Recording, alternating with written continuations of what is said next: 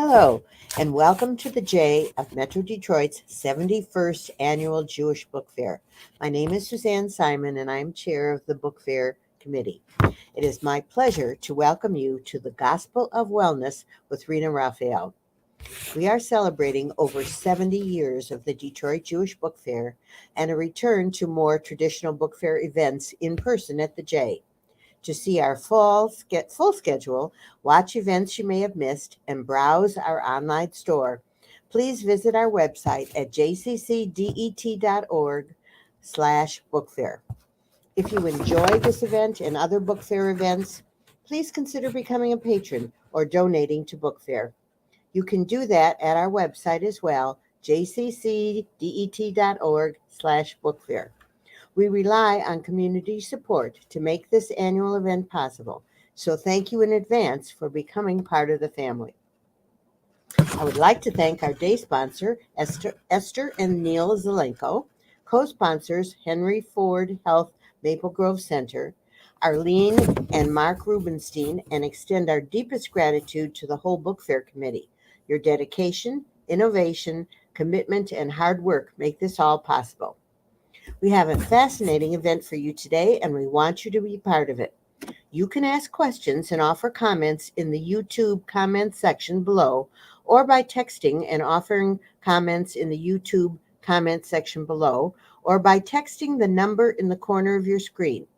Our speakers have a great discussion prepared, and they will take as many of your questions as they can. While you're here at our YouTube channel, don't forget to like this video, subscribe to the channel, and click the reminder bell. That way you'll never miss any of our exciting virtual events. The focus today is the Gospel of Wellness with author Rina Raphael. We also have with us Rabbi Blair Nosanwisch at Adat Shalom Synagogue. Rena Raphael is a featured contributor for Fast Company magazine, who specializes in health, wellness, and women's issues. He has contributed to the New York Times, LA Times, CBS, NBC News, Medium's Elemental, among others.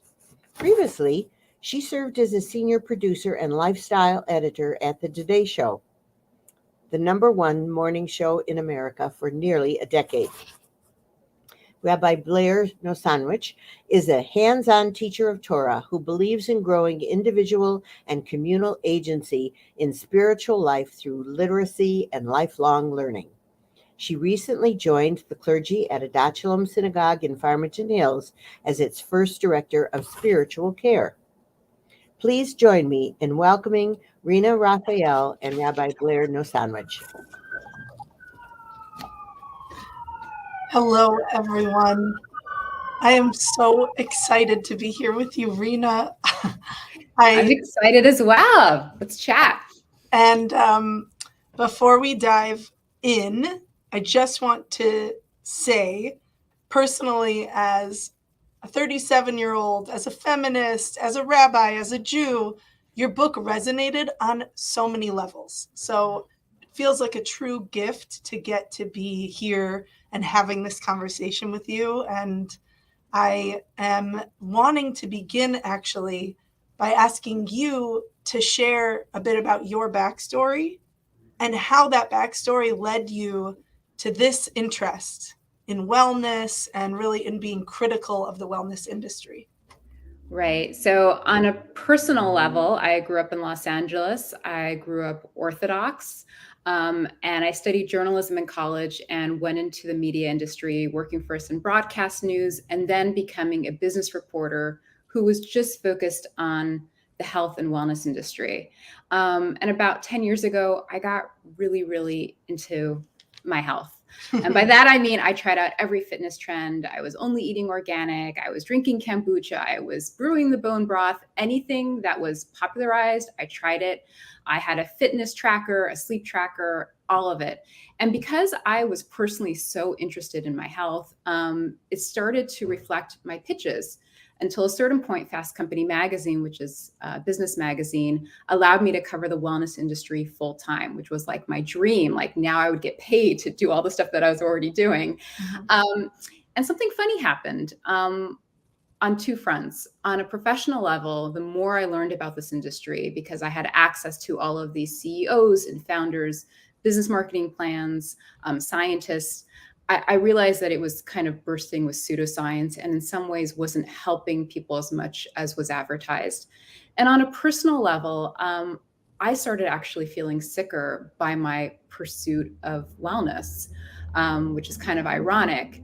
And then as a Jew, I just had to realize as I was getting older, I was in my mid to late 30s, what was I really doing by focusing so much on my body? And what was I really getting out of this? Was I gaining a community? Was I really gaining identity? And so the book is my reflection of being so devoted to the wellness doctrine and a very nuanced take on as to what will actually make us better and what is just there to sell us something. So you named like 8 things that I think we're going to get deeper into. Sorry. Well, no, that's great. But like part of it is wellness versus health. What is that? What are we even talking about when we talk about wellness? Oh, yeah. And maybe you want to go on that tangent first and I'll take notes on the other stuff that you brought in. This is why I don't talk to a congregation for a living and you do, because you know how to space things out. But, the number one question I get asked is, what is wellness? And I think the fact that so many people are perplexed by it is testament to how confusing this industry has become. Mm-hmm. At its most basic level, wellness is the pursuit of well-being outside of medicine and insurance. So that's prevention and maintenance. So that's all the things we could do on our own. That's fitness and movement, sleep and stress management, nutrition, right? But the thing is that there's no real way to define what health is, right? And also it's so individual. What I need to feel better mentally, physically, spiritually is very different than what you need. And so it's a very ambiguous umbrella term, wellness, right? And that's how this industry has been able to sort of shove so many different things under this term, right? Wellness can just as easily mean meditation as it does activated charcoal toothpaste. That's where we are now. It's kind of devolved into this almost meaningless marketing term, because when something can mean anything, it starts to mean nothing. Mm-hmm. So I'm getting the sense that, because I think it's really helpful, that big picture frame that we're talking about things outside of the healthcare industry where you're maybe treating a problem. This is about prevention. But then what feels preventative becomes this enormous question that we're all the guinea pigs for. Right. And it's prevention and maintenance, and it's encompassing everything we physically, mentally, spiritually need to feel better. But you're talking about dozens and dozens of sectors, and also like, how do you define that? That's the problem. And the big question for me that just throughout your book I was fascinated by, what makes us so susceptible to this industry? And I wondered, you can answer that in either of these ways. One is, I'd love to hear more about what was going on 10 years ago for you, where you started to want to experiment with this stuff. Like, what did your life look like that it was appealing? Or you can go the sort of sociological route and tell me, like, what is your sense of where Americans or American women are at that we are so susceptible to this marketing? Right. So, I will say, in terms of American women, because that's who I focus on in this book, they are particularly primed and interested in wellness. And so what we're seeing with this wellness fixation in the US, which has become hyper consumerist, very individualistic, oftentimes bursting with productivity pressures, it's not replicated in other countries, specifically countries that have more communal mentality, that have a better or universal healthcare system, who have more support for moms. A lot of American women that I interviewed just felt at their wits' end. They felt like they were, women are more stressed than men. They suffer the second shift, which is that they work a full-time job and then they're expected to take on more of the child rearing or homemaking duties. So they are looking for solutions. And that's what this industry is ultimately selling. Any issue you have, not sleeping well, you feel sluggish, whatever it is, they will dangle the promise of whatever it is you want. Sometimes it speaks to legitimate problems. And a lot of this industry is actual legitimate complaints. You have women who have complaints with the medical industry. They feel gaslit, ignored, misheard, or there aren't enough solutions for women's health because women's health is underfunded and under-researched. You have people who are not that enthused about our food supply system, or that we don't have a lot of movement. So there are real reasons why we're interested in this. But as I track in the book, some of the things that are advertised to us are pseudoscience or not really, really helping us. But you don't see this phenomenon as much in other countries. And I joke in the book that I was speaking with an Italian researcher who I was talking to about the wellness industry, and he kind of laughed and he said, yeah, we take 2-hour lunches and we have 6 to 8 weeks mandated vacation and we have a solid healthcare system. We don't need wellness. You guys need wellness. Yeah. And I mean, that's obviously kind of tongue in cheek, but there is an element of truth to that. And so for me personally, one of the reasons I was interested in boutique fitness gyms is because I was looking for a community. I had a ton of friends, but everyone was so busy. All my friends who have kids, we couldn't see each other. And so I just wanted to go to a place where I could find people. So that was like one example of a solution that was offered to me. The question is, how much of a community is your gym really? And we can get into that later. Yeah, no, that's great, because I think that, so one piece of this, and I feel like there's a whole chunk that I'm almost ready to bite off, but I don't want to get there quite yet. There's this whole piece that's really about solutions and people wanting solutions. And I'm obviously in the business of religion. And I think we will, in a moment, dig into what is that search for solutions and maybe a sense of control that the wellness industry is trying to address. And I want to talk for a moment before we jump into that from the perspective of what you, I think, call in your book, real wellness. Because you've told us the problems. You've told us wellness can be a mix of quick fixes, not grounded in science, a gym that might offer some semblance of community, but isn't really the fullness of community. So what is real wellness? What does that look like? Right. And it's tough to answer because it's so individual. Again, what everyone needs is so highly specific to them. But one thing is for sure, the majority of this industry at this point, the commodified wellness industry, is selling temporary Band-Aids. One example I take is with the issue of what we call self-care. Real self-care, and that's a term that goes back decades, was really more rooted in the medical industry and then became a political concept about taking care of others in your community.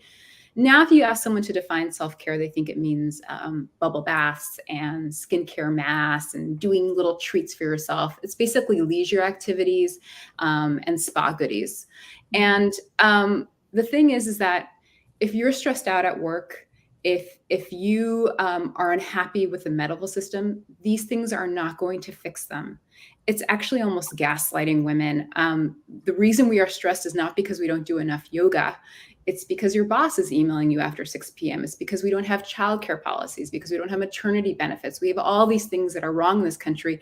And instead of telling women to organize and to fight for these things that we want, even at a small level within your office, or to take care of your community, or to look to others, instead we're telling everyone, no, you stay home by yourself, me, myself, and I'm going to buy my way out of this. And they're just temporary solutions.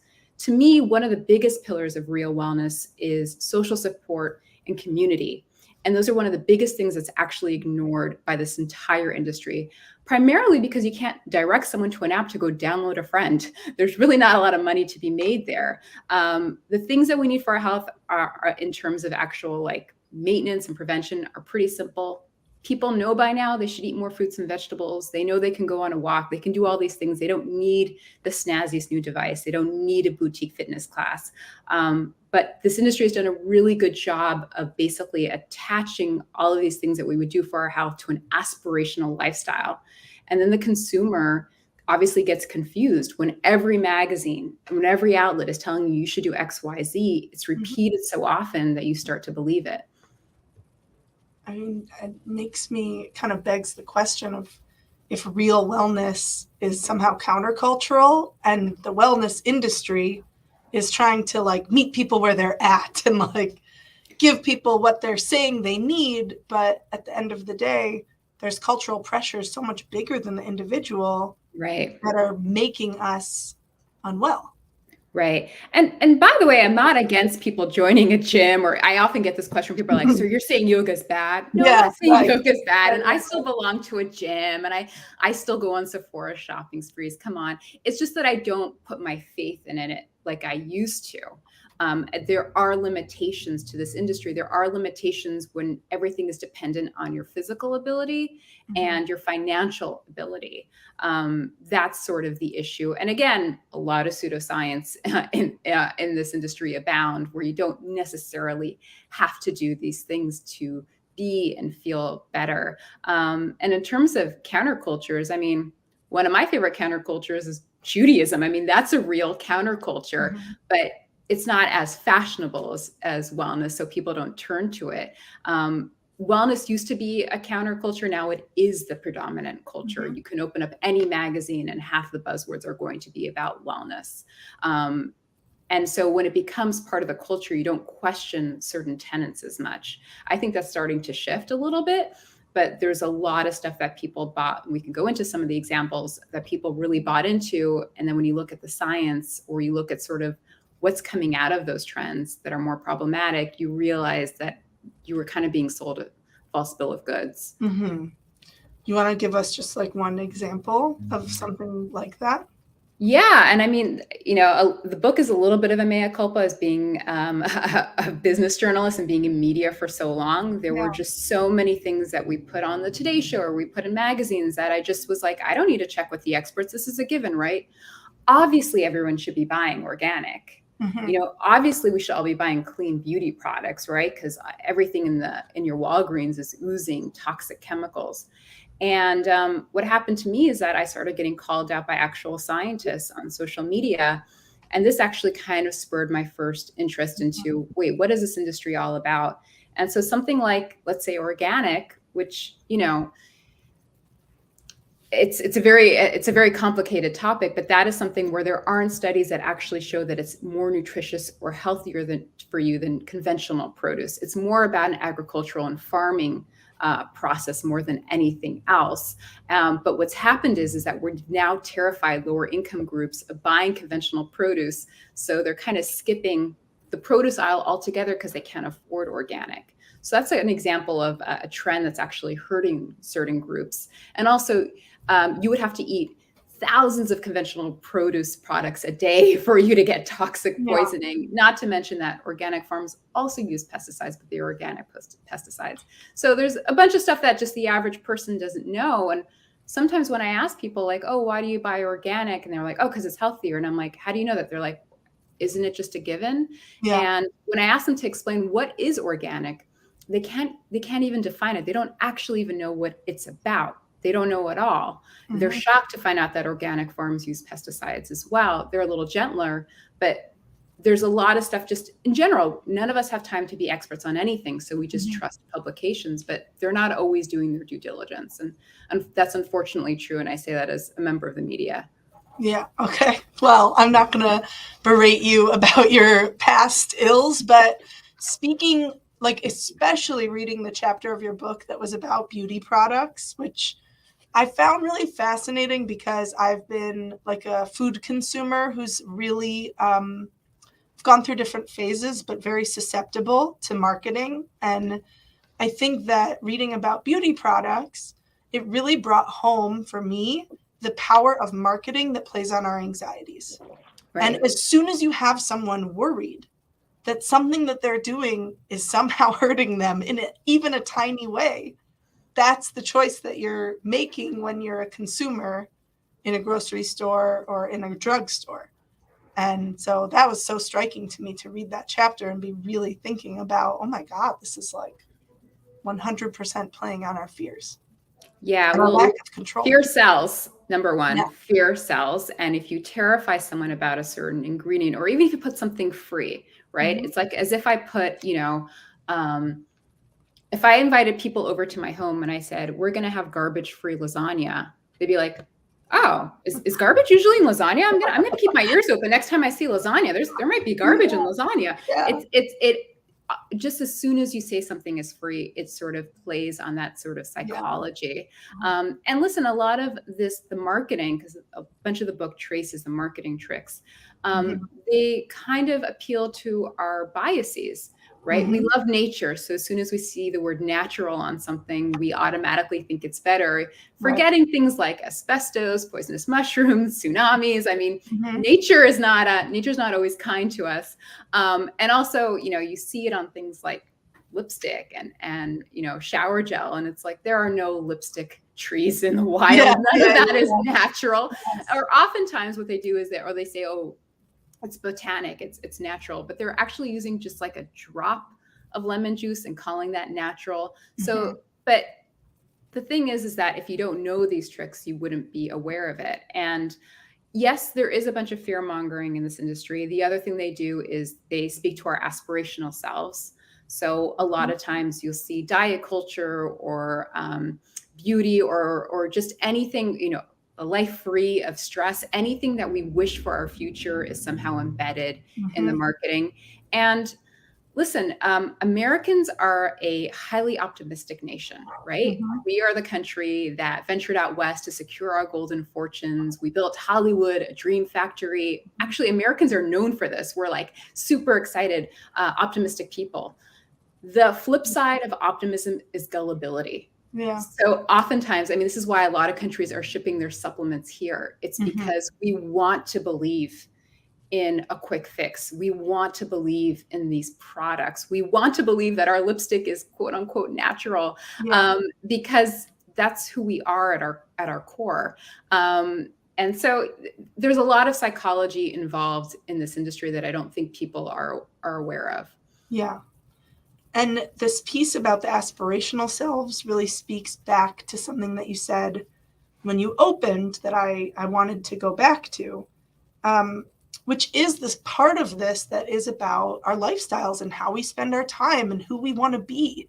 And when you shared about your own sort of breakdown, transition, you said that after taking on these practices, after X amount of time, you started to feel worse and not better.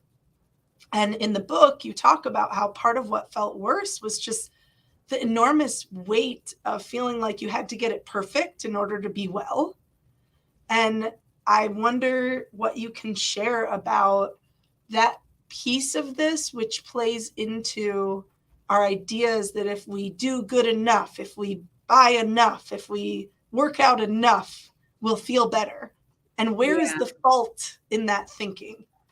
So a lot of that is also very American, because the other part of America is that, born out of the Puritan work ethic, we're hard workers. We will strive. If you tell us we need to be healthy, we're like, okay, I'll be at the gym. I'll do this. I'll buy that.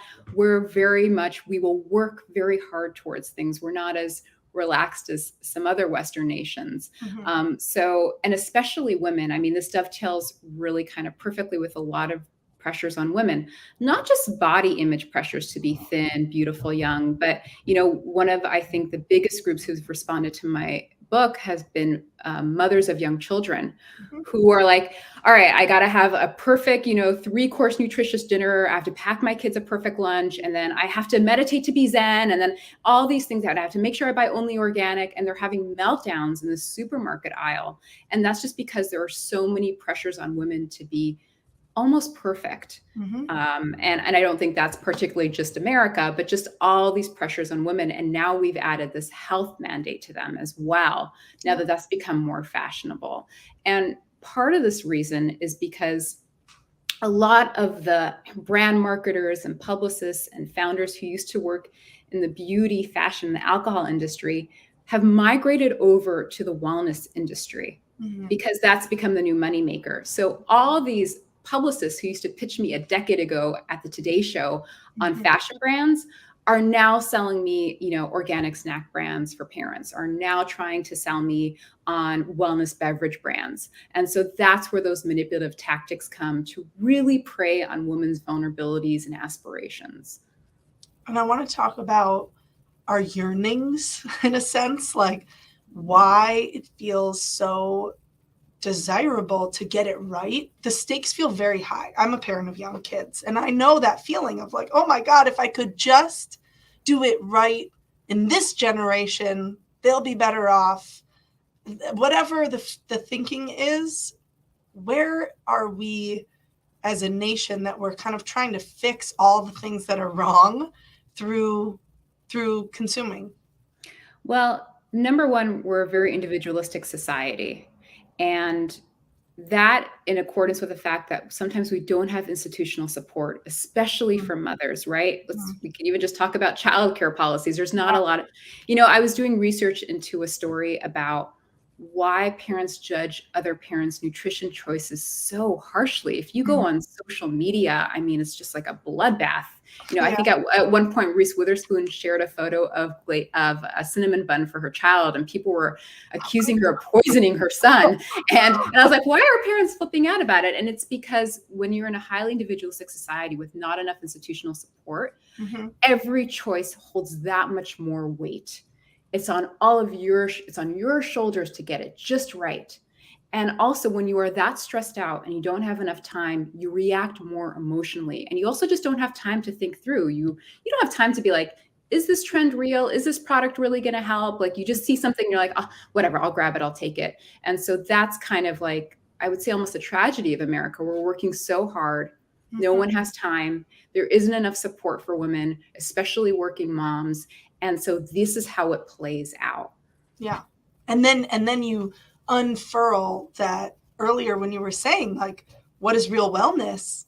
Some of that was about systemic change, which you tell a mother of young children that on top of everything she's trying to do to keep it afloat, that she has to do, we have real work to do as a society. That is so overwhelming. And it's so much scarier than, oh, I could buy something, sign up today for something. Completely. And there is a mix, right? I mean, wellness does have an individual component, but also a communal component. So like, I'm not saying don't learn meditation or don't learn stress management techniques. Like you're stuck in traffic sometimes, or your kid is throwing a tantrum. Like you need that. But this idea that we're just selling women we're almost like pacifying women, like meditate your woes away. Oh, you're stressed out, get on your Peloton. When there's even small things we can do to look at the root issues of why we're so stressed, why we're so unwell, and why we're so lonely. When I thought one of the most striking things that I learned when I was doing research into let's say really big trends like SoulCycle, which is a very popular fitness boutique, is that people were going to their instructor with all of their issues, like troubles with their marriage or troubles with their kids. And it's because they had no one else to speak to. And again, it's not people who didn't have friends, but all of their friends were working so hard because they had no support that they either had to go to a therapist or they had to talk to their fitness instructor.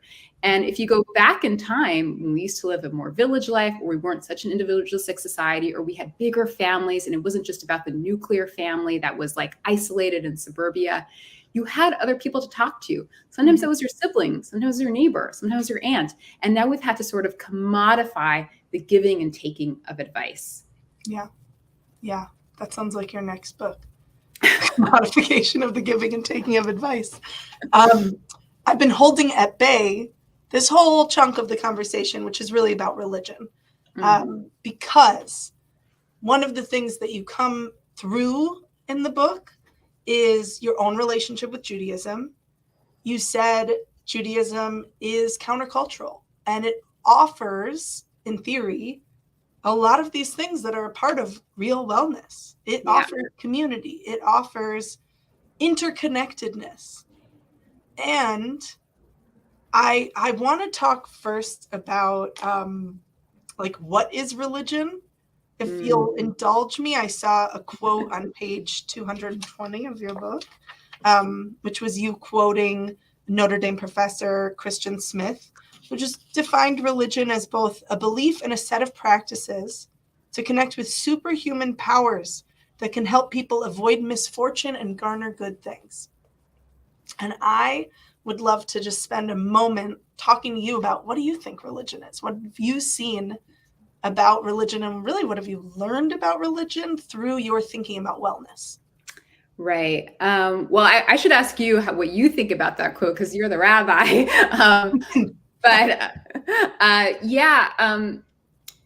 To me, part of this book also delves into, when we speak about wellness, it includes spirituality. So you're referencing a chapter that's about people looking to things like astrology, crystals, manifestation, kind of like alternative spirituality. And that's in part because 4 out of 10 Americans now identify as nuns, N-O-N-E-S. That means they're religiously unaffiliated. But interestingly, 90% of them are not becoming atheists. Yeah, They believe in a higher power. They just don't believe in the big 3, right?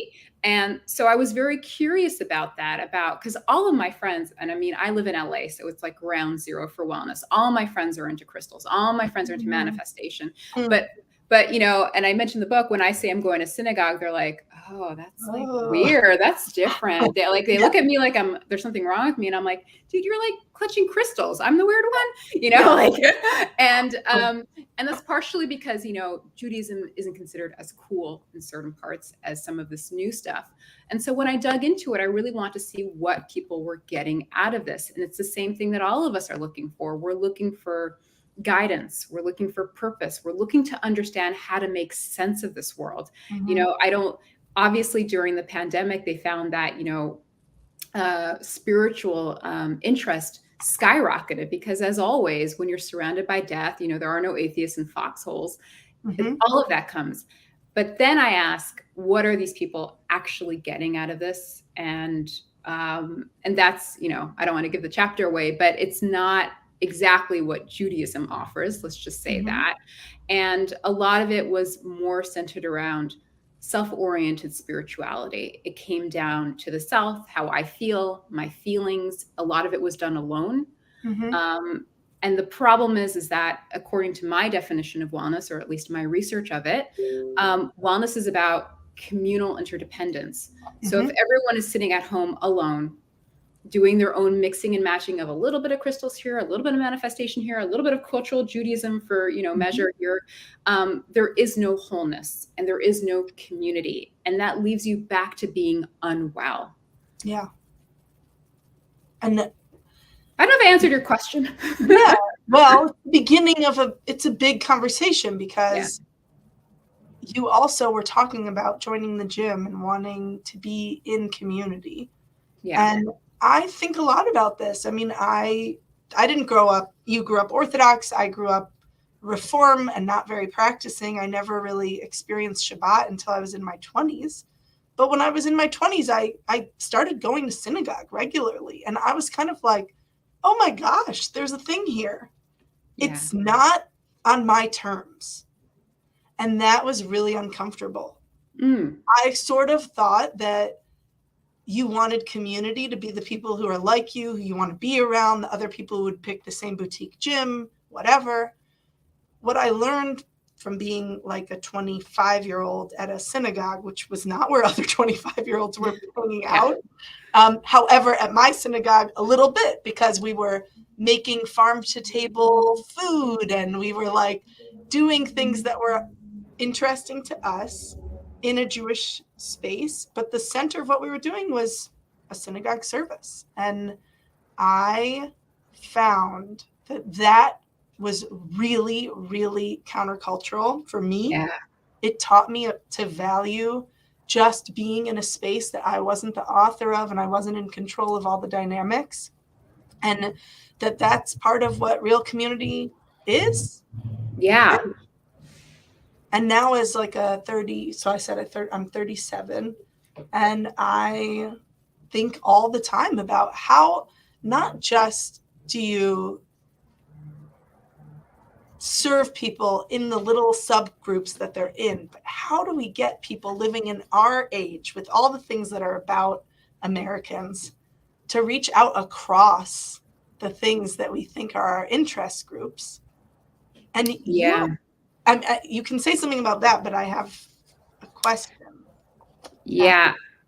Well, I'll say this, in the book, I do quote Robert Putnam, who talks about how just more and more the American public is looking for exactly as you mentioned, they want to belong to a group that is exactly fits their profile. Same socioeconomic, same opinions, same everything. So this idea of like you go to a gym and you're meeting different people, you're really not. And there are a lot of drawbacks to it. You know, I mentioned in the book that I belong to a gym just because, you know, I did grow up going to synagogue every week, and I like just like, you know, I go to a place and I see a whole bunch of people. Yeah. And when I was living in Manhattan, I didn't have a group of friends who really wanted to go to a synagogue every week. I didn't have a synagogue that was right in my neighborhood that had a young attendee audience. But let me tell you something, you know, someone dies or you go through a divorce, your fitness instructor is not showing up with a casserole. They're all no memorial rights. And, you know, I remember at one point in my career, I did a feature on this gym in Soho that was just for pregnant women. It was a gym just for pregnant women. And when I interviewed them, I asked why they all joined, and they said, oh, we all got kicked out of our gyms after the second trimester because the instructors were terrified of instructing pregnant women. But that was my community. That was my tribe. I went there for years. So I guess we have to come here. That's the problem when it's dependent on your financial ability, on your physical ability. I'm not saying there aren't, you know, issues we could fix within Judaism and to try to make it more approachable to people of younger age groups, but it has more slices to allow for people in and to deal with them when they fall on hard times. Not to mention, like, with all these things, how much are we just, at the end of the day, just worshiping our body? But that's all about fitness. But yeah. It's not, I mean, there's a quote that I really want to get to, which is about how we are all worshiping. I want to get there because I think it's fascinating.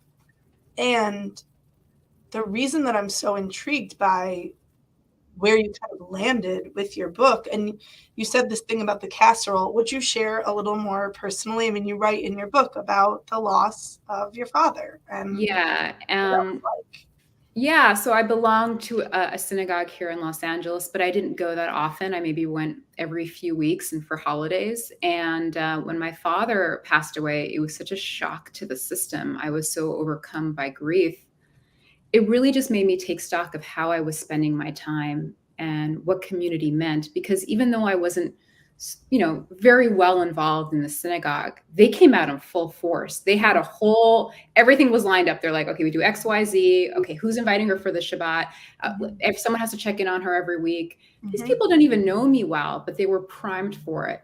Versus like going to my gym, which was an absurd thought to do right after Shiva. What am I going to do? Like, you know, work on your body, go, you know, don't give up on your sweat. Like, it's just, it would be ridiculous. And so it really just made me sort of take stock of what I was investing my time in and what real wellness meant, because oftentimes during crises, these wellness communities aren't always primed for what something like organized religion, which have had centuries to perfect itself, can. And obviously that doesn't mean that everyone has to go join a synagogue. I'm not, you know, we are at the Jewish book fair. I get a lot out of synagogue, but I'm not trying to tell everyone what to do. Everyone's very individual. But it really just made me realize I had to get more involved in an actual community that was there for me and had rites of passage for these type of things. I remember, so your quote, or your numbers about atheists being only 10% of our population really fascinated me. And I mean, I remember being a kid and my sister asking me if I believed in God. And I was like, no, nothing's wrong with my life. Why would I believe in God? And you talk about how people who have more suffering in their life have a closer relationship with God.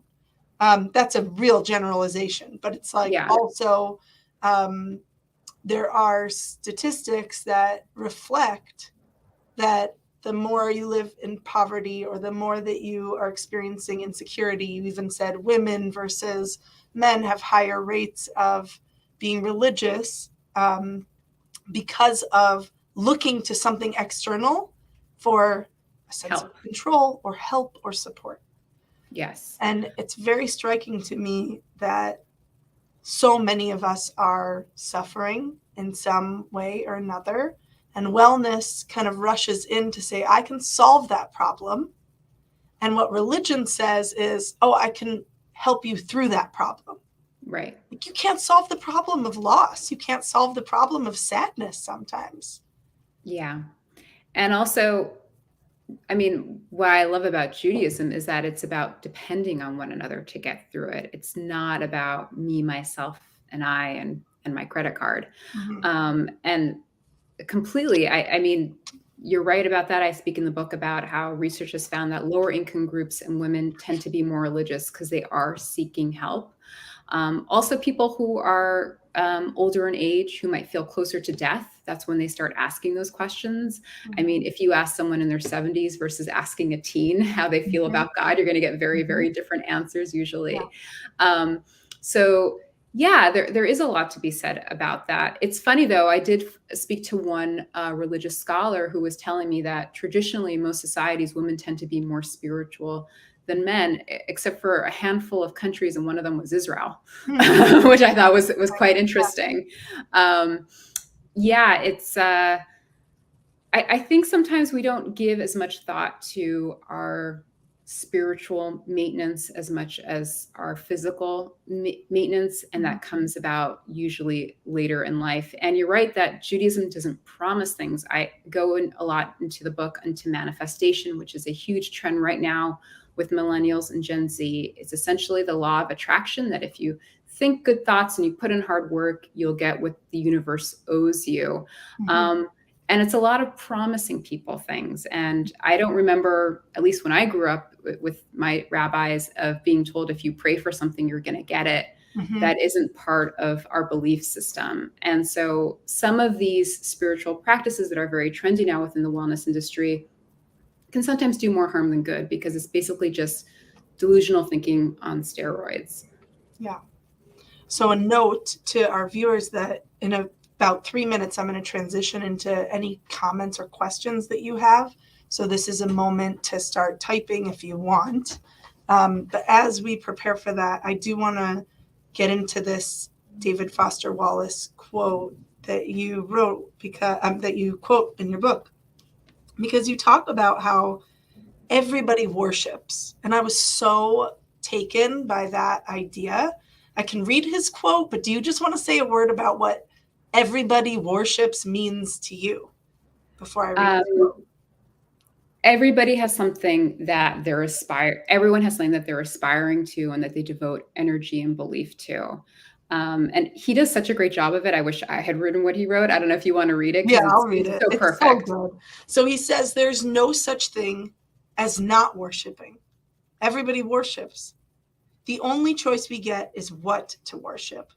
And the compelling reason for maybe choosing some sort of God or spiritual type thing to worship is that pretty much anything else you worship will eat you alive.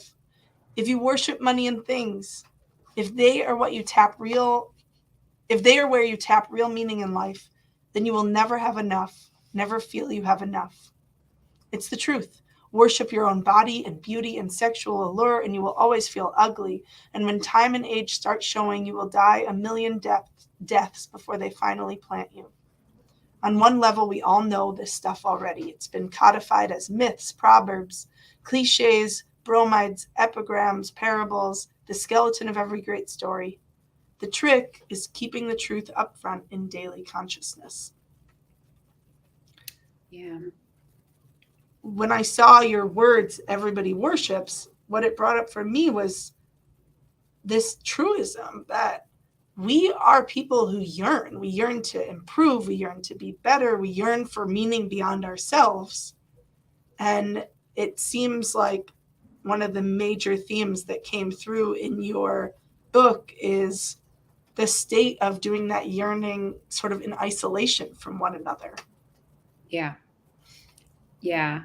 That, and also just fetishizing health and our body instead of treating it as just a normal part of our lives. And like I said, this is not a book that's against wellness or taking care of your health. It's just how much effort do you want to put into this? And what are we then sort of ignoring because we're spending so much time on this? And you do see people who are worshiping their body, and it doesn't make them happier and it doesn't make them healthier. But you know what? When it's the new aspirational lifestyle, you just think that it's a given or that you should be doing it. And as I said before, we all know basically what we need to do for our health. You don't need to fetishize it. Mm-hmm. So yeah, but it's interesting that that's what I get a lot of people who love that speech from David Foster Wallace. I wish I had written it. Yeah. But I'm curious from, because you read the book, especially the part that I have a whole section on modern spirituality. I'm curious what your thoughts were on that and what you see of what people are yearning for. And I can tell you about, some of the recent trends I've seen in spirituality, but what do you see people yearning for? Rena, it's kind of painful for me on a certain level because, no, it's fine, but it's like, I am all for, I think people are yearning for control. Like, that's my take. And that's also wanting control and anxiety are so interconnected. Right. And religion, for a long time, I think, answered that through maybe a simplistic idea that God was in control and that what felt precarious in your own life was God punishing or rewarding you. Mm-hmm. And people don't want that kind of sense of being rewarded and punished in some supernatural way. I think that we are we want to find a way to deal with life. We want to find a way to deal with our feeling that sometimes we're suffering, sometimes we're sad, sometimes we're overwhelmed. And for whatever reason, we can't turn to one another. Right.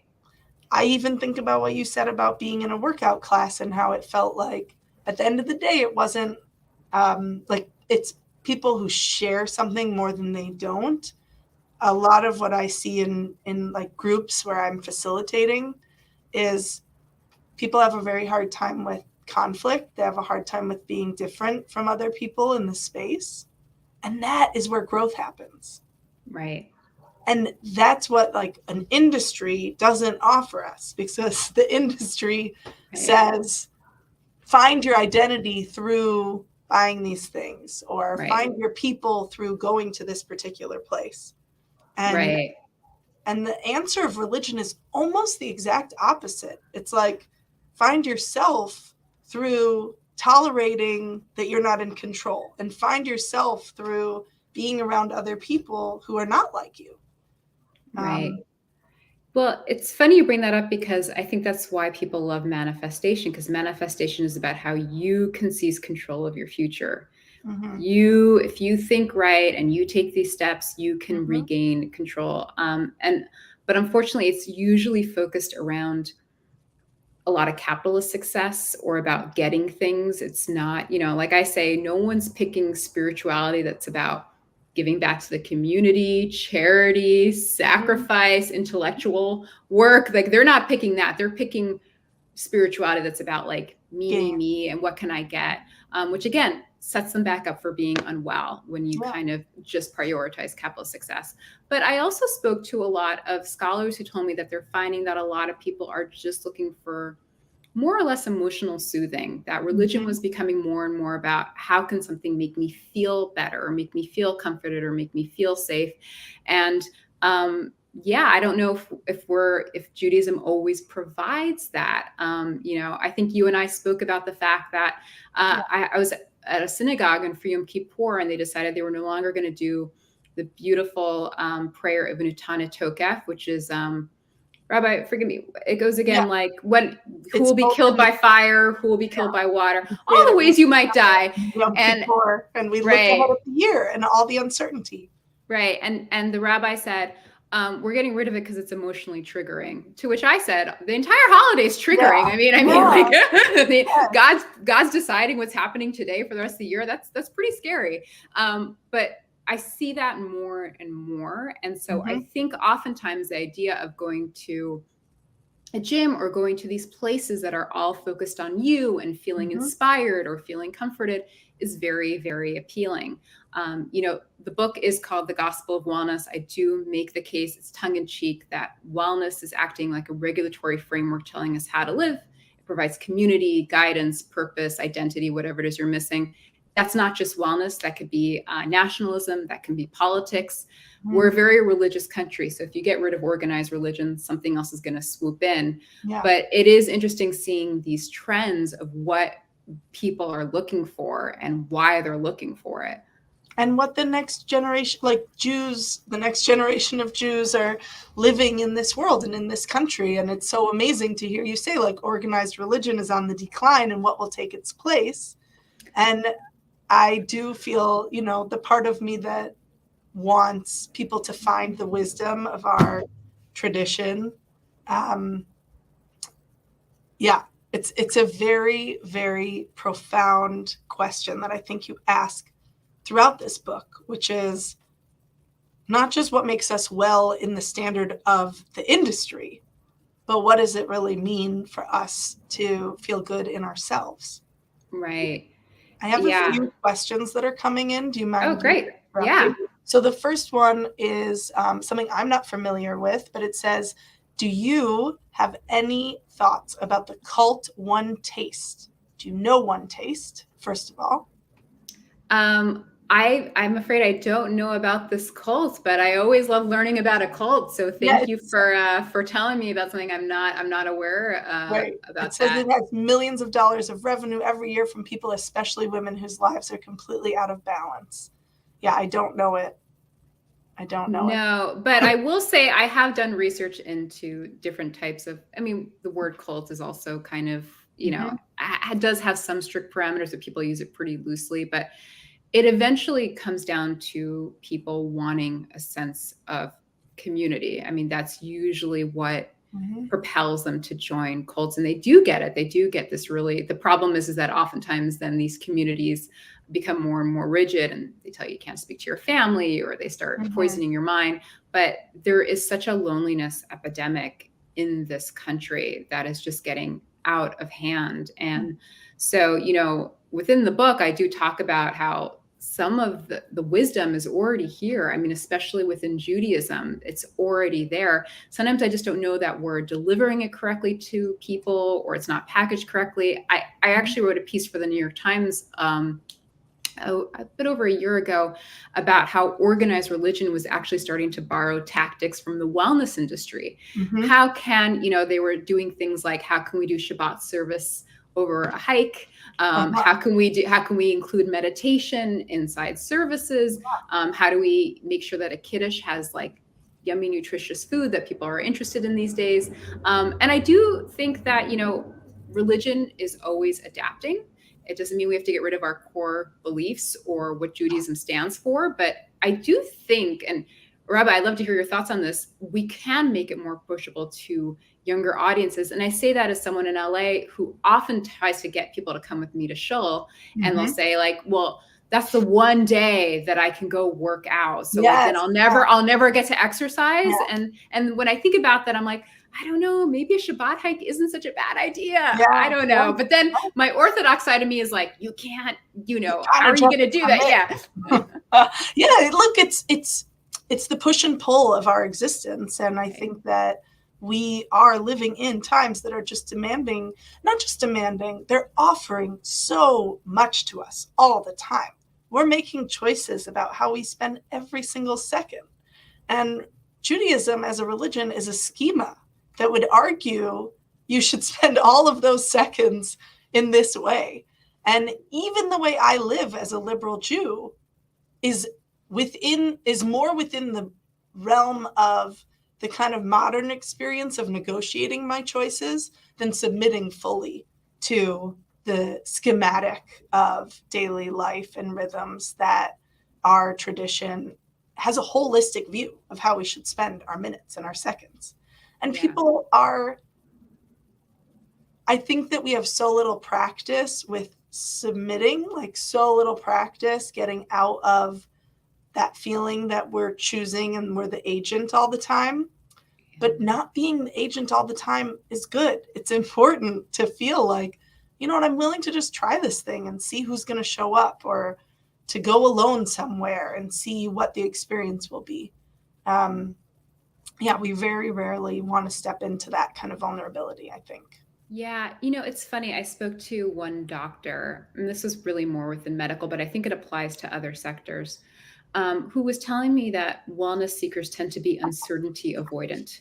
Mm-hmm. They don't like uncertainty. And so they'll buy all the supplements, they'll do all the diagnostics, they'll have all the trackers, because they don't ever want to feel like they don't know something. Yeah. And it made them feel more in control, but they weren't more in control. And by the way, we're all going to age. We'll all eventually get sick. Like, there's only so much you can control. And I often actually hear this from people who are interested in meditation. They're like, oh, I can control my thoughts and my anxiety. Actually, meditation is the exact opposite. It's about sort of relinquishing that and just being present. But that's the way it was sold to us. So there is, as you said, and it's a thesis of my book, about this grasping of control, but it's really kind of smoke and mirrors, because you can't control a lot of this. And it sets you off for eventual self-blame.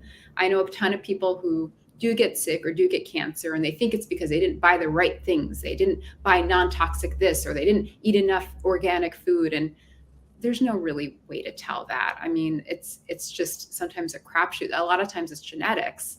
Obviously, there are lifestyle factors that do affect our diseases and our chronic health, but we can't perfectly control we can't control everything. And I think that's hard for people to accept, because modern life is so set up to make you feel as if you're always in control, or you could be in control. Absolutely. And I love that you really. So I'm gonna wrap up my voice and kind of give you the final word before we turn it back over to the holders of this space. And I don't want you to not get this comment, which is that one viewer says that you have at least 3 more books, obviously, waiting in the wings to write from what you've shared. Thank you. And I think that someone just asked in the comments, how does one join a religious-based community if one is truly atheist? I don't know that we have time to dig into that, but I want you to know it before you say what you say last. And I will just name, out of gratitude to you, I love that you tackled this topic and that you really tried to tease out, like, what are our motivations for participating in this industry? What does it say about our modern existence and our experience of the world? And we, at the end, as you kind of say, are left with the reality that humans are not in control. And any sort of grappling to get full control, anything that promises us control, is a false idol, you might even say. So thank you for your brave journalism and for your reporting. And I want to give you the last word, really, to share with us about what it was like to explore this and to come to this conclusion, and where you're going next. Yeah, I don't suggest anyone try to write a book about 12 different industries, because that's what wellness essentially is. But I did learn a lot about my faith and why Judaism is so important to me. And I know some people read the book and are uncomfortable with that, to which I ask, why does that make you uncomfortable? But someone can talk about crystals and you're totally cool with it. But yeah, there is, my last takeaway is just Judaism has so much of wellness built within it. It just hasn't been marketed correctly. Maybe we should hire all these people from the industry to do it. But it's like when people bring up, oh, a detox or a sabbatical, I'm like, we came up with the Sabbath. That's us. That's our people. Or Pirkei Avot, lessons from our fathers. We have all these things that you see on Instagram that inspire you and tell you how to live a good life. We have it within our tradition as well, if you just look for it. And I think that has been something that's really propelled me over the last year or two, is just getting back into Judaism and getting back into it. And for the person who is atheist, I still think there's a lot to learn within Judaism. My faith fluctuates all the time. I don't necessarily always know that it has to be about thinking about God. It's that we have these beautiful teachings and lessons within our tradition that apply to us, whether or not you believe in God or not. That's how I feel. So beautifully said. Okay, I have 10 more hours worth of conversation that I'll save for another time. Thank you so much, Rena. Thank for you. writing This is a in, pleasure. sharing with us, and passing it back to the J. Thank you.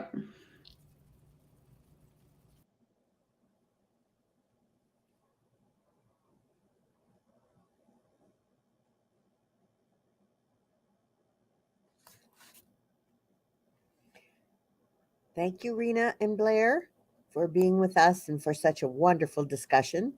And thank you to all of you at home for joining us. Our next event is tonight, Monday, November 7th at 6 o'clock, Book Club Night, an in-person program with Linda Cohn-Leugman speaking about The Matchmaker's Gift. But registration for Book Club Night is now closed. Remember to like this video, subscribe to your YouTube channel, and visit our website, jccdet.org/bookfair for our full schedule and ways to get involved. We'll see you soon.